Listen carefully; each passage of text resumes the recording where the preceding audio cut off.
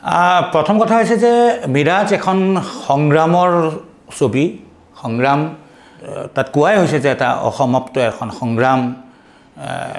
কল্পনাৰ সাগৰত উঠি ভাহি ফুৰা এছাম মানুহে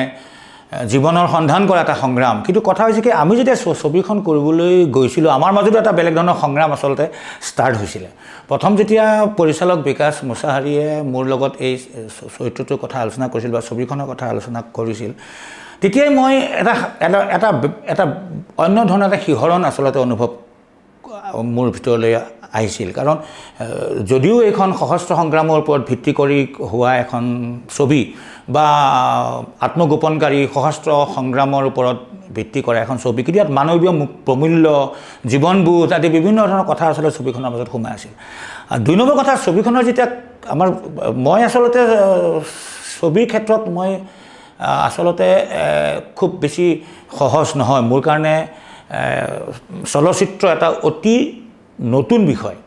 কিন্তু পৰিচালকজনে সেই ছবিখন কৰিবলৈ যাওঁতে যিটো তেওঁৰ প্লেনিং যিটো টেকনিক্যাল তেওঁৰ যিটো দক্ষতা সেই দক্ষতাটোক লৈ পেলাই আচলতে সেইকাৰণে মই ভাবোঁ যে আজিৰ সময়ৰ যিসকল পৰিচালক তেওঁলোক যথেষ্ট অভিজ্ঞ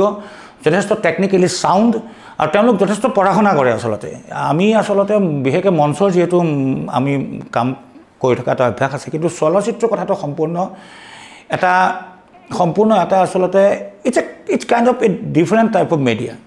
আৰু এই ছবিখনৰ স্পেচিয়েলি যেতিয়া কামবিলাক কৰিবলৈ গৈছিল যেতিয়া প্ৰেক্টিকেলি কামবিলাক কৰিবলৈ যোৱা হৈছিল তেতিয়া এটা সাংঘাতিক চেলেঞ্জৰ মাজত কামবিলাক আচলতে কৰিব লগা হৈছিলে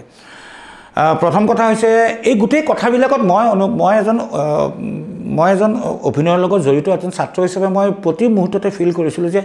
হয় আমি যে কোৱা ভাল এজন ডিক্টেটৰ লাগে ভাল এজন সেনাপতি লাগে এই যিকোনো চিনেমাখন কৰাৰ ক্ষেত্ৰত কিয় লাগে সেই কথাটো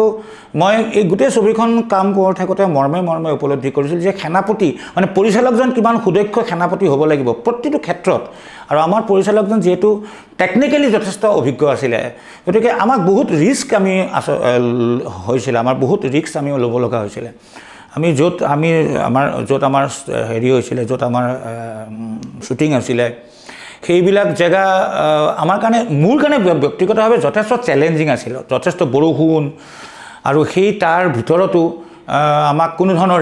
উইদাউট ৰিহাৰ্চেল আমি কামবিলাক কৰিব লগা হৈছিল এনেকুৱা কাম কিছুমান কৰিব লগা হৈছিল য'ত আমাৰ অপশ্যন নাছিল কষ্টিউমৰ ক্ষেত্ৰতো অপশ্যন নাছিল বা এটা জেগাত আমাক কিছুমান ড্ৰোন শ্বট লোৱা হৈছিল এই ড্ৰোন শ্বটবিলাকত আমাৰ কোনো ধৰণৰ ৰিহাৰ্চেল আচলতে কৰিব লগা হোৱা নাছিল ৰিহাৰ্চেল কৰিবলৈ দিয়াই নাছিল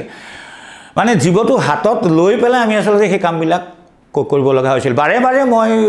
পৰিচালকক কৰিছিলোঁ যে এবাৰ আমি যাওঁচোন এবাৰ চাওঁচোন এই জংঘলৰ মাজত কি আছে এবাৰ অন্তত চাই লওঁ তাত কি আছে তেওঁ আমাক কিন্তু সেইবিলাক যাবলৈ দিয়া নাছিল যে নাই ছাৰ আপুনি যাব নোৱাৰে আপুনি এবাৰেই শ্বট ল'ব লাগিব কিলোমিটাৰৰ পৰা কিলোমিটাৰ আমাক দৌৰাইছিল ড্ৰোন শ্বটত আৰু সেই জেগা সম্পৰ্কে আমাৰ কোনো ধৰণৰ আইডিয়া নাছিল এনেকুৱা বহুত ঘটনা হৈছে যে আমি শুই থকা চিন দেখিছোঁ মোৰ গাৰ ওপৰত জোক মোৰ সহশিল্পীসকলৰ গাৰ ওপৰত জোক কিন্তু আমি তেনেকৈ শ্বটবিলাক কৰিব লগা হৈছিল আৰু এই ডেডিকেশ্যনবিলাক কিন্তু এই যে ডেডিকেশ্যনৰ যিটো ৱাৰ্ম যিটো পাৱাৰ এই গৰম যিটো শক্তি এইটো কিন্তু টেকনিকেল ষ্টাফৰ পৰা যথেষ্ট পৰিমাণে আহিছিল আৰু সেই শক্তিখিনি আমাক কাম কৰিবলৈ এটা বেলেগ ধৰণৰ উৎসাহ দিছিলে আৰু ছাবজেক্টটো এটা সাংঘাতিক ছাবজেক্ট আৰু উগ্ৰপন্থী সমস্যা লৈ পেলাইতো অজস্ৰ নাটক অজস্ৰ চিনেমা অজস্ৰ কিবাকিবি হৈ থাকে উপন্যাস হৈছে বিভিন্ন ধৰণৰ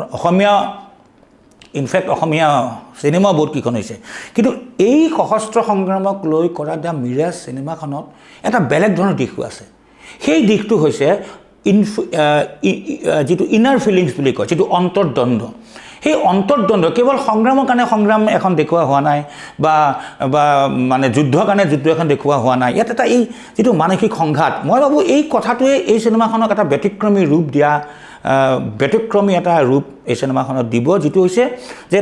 এই সশস্ত্ৰ সংগ্ৰামখন যদিও দেখুওৱা হৈছে এই সশস্ত্ৰ সংগ্ৰামখনৰ ভিতৰত কিন্তু এটা বেলেগ জেনেৰেশ্যনৰ মাজত চলি থকা যিটো মানসিক সংকট মানসিক সংঘাত যিটো কমপ্লেক্সিটি আমাৰ যিটো সেই সংকট আৰু সংঘাতখিনি এইটো কেৱল এজন সশস্ত্ৰ সংগ্ৰামীৰ কাৰণে নহয় আমাৰ সমাজত চলি থকা প্ৰতিজন যোদ্ধাৰ কাৰণে প্ৰতিজন সংগ্ৰামী মানুহৰ কাৰণে প্ৰতিজন মধ্যবিত্ত নিম্ন মধ্যবিত্ত পৰিয়ালৰ প্ৰতিজন সদস্যৰ জীৱনৰ সংগ্ৰাম আৰু সেই সংগ্ৰামটো আমি কেৱল এটা নামহে দিয়া হৈছে সেইকাৰণে এই মই ভাবোঁ যে মিৰাজ নামটোৱে ছবিখনত এটা বেলেগ ধৰণৰ এটা আচলতে গতি দিছে গতিকে সংগ্ৰাম হ'ব পাৰে সংগ্ৰাম বহু ধৰণৰ সংগ্ৰাম হয় কিন্তু এই যে মিৰাজ এই যে যিটো মৰিচিকা খেদি ফুৰাৰ যিটো সংগ্ৰাম আমি সদায় ভাবোঁ যে সংগ্ৰামৰ শেষত জয় হ'ব সংগ্ৰাম মানে জীৱনৰ আন এটা নাম কিন্তু সংগ্ৰামৰ লগত যে মৰিচিকাও থাকে এইটো এটা বিশেষ আমাৰ চিনেমাখনৰ এইটো এটা বিশেষ যে মৰিচিকা খেদি ফুৰিবলৈও যে এখন সংগ্ৰাম কৰা হয় বা সংগ্ৰামৰ শেষত যে আচলতে কেতিয়াবা এটা শূন্য এটাও যে পোৱা যায় তাৰে যেন এটা বেলেগ ধৰণৰ আখৰা কেতিয়াবা আমাৰ নতুন জেনেৰেশ্যন বা আমাৰ এটা জেনেৰেশ্যনে যেন অনবৰতে যেন কৰি থাকে কথা তেনেকুৱা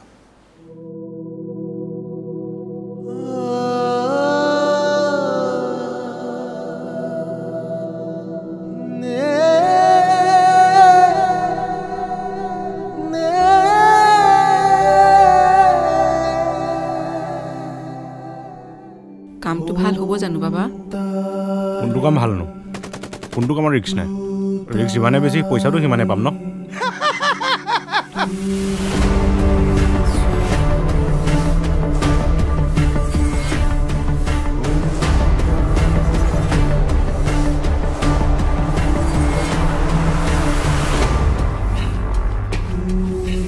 যুদ্ধত তোৰ নিচিনা মগজ নোহোৱা হিংস্ৰবোৰেৰে প্ৰয়োজন